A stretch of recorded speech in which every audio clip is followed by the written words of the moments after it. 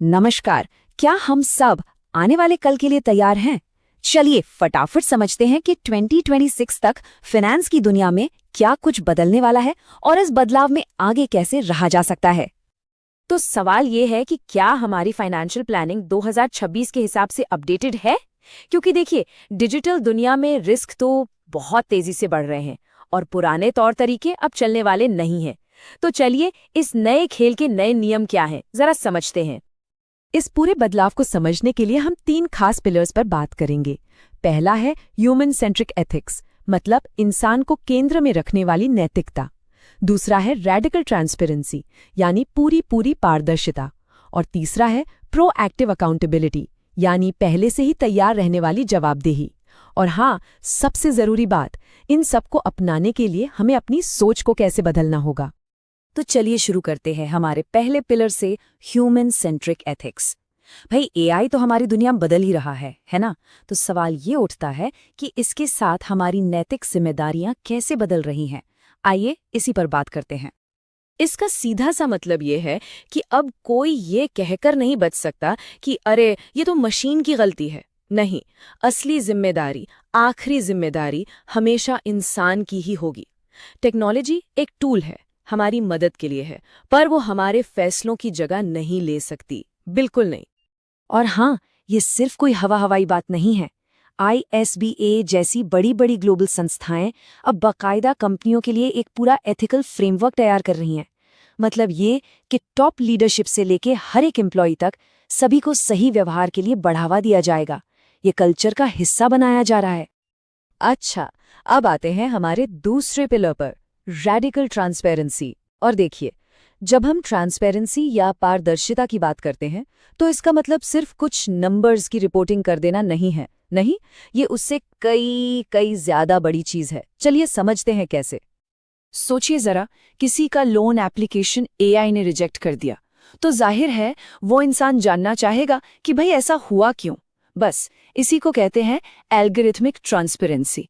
अब कंपनियों को ये साफ बताना ही होगा कि उनके AI ने कोई फैसला लिया तो क्यों लिया। कोई ब्लैक बॉक्स वाला चक्कर नहीं चलेगा।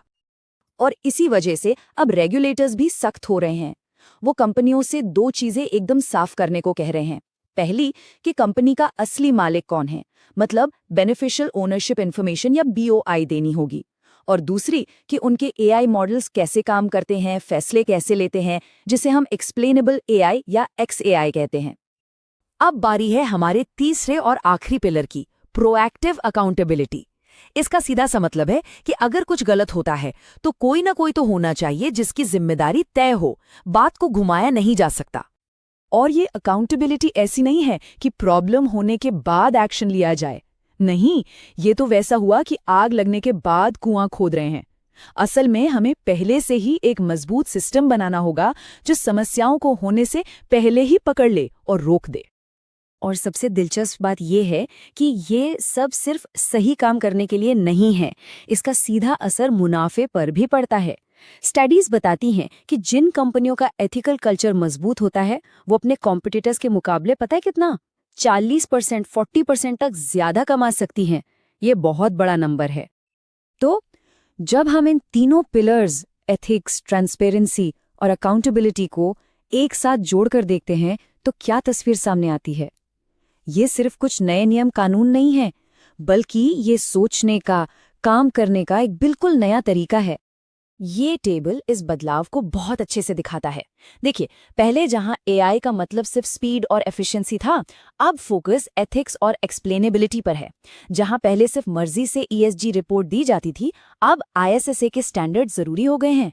और जवाबदेही, अब वो घोटाला होने के बाद नहीं, बल्कि प्रॉब्लम को पहले ही पकड़ने पर जोर देती है। मतलब साफ है, हम एक ऐसे दौर में जा रहे हैं जहां नैतिकता और पारदर्शिता ही बिजनेस की असली चाबी हैं। तो इस सबसे बड़ी सीख क्या मिलती है? यही कि साल 2026 में एथिक्स यानी नैतिकता सिर्फ एक सेफ्टी गार्ड नहीं, बल्कि ग्रोथ का इंजन बन चुकी है। ये वो ताकत है जो आगे लेकर जाएगी। तो भविष्य उन्हीं का है जो सिर्फ नियम फॉलो नहीं करेंगे, बल्कि खुद नए स्टैंडर्ड्स बनाएंगे। अब सवाल बस यही है कि इस बदलाव में हम सब कहाँ खड़े होना चाहते हैं।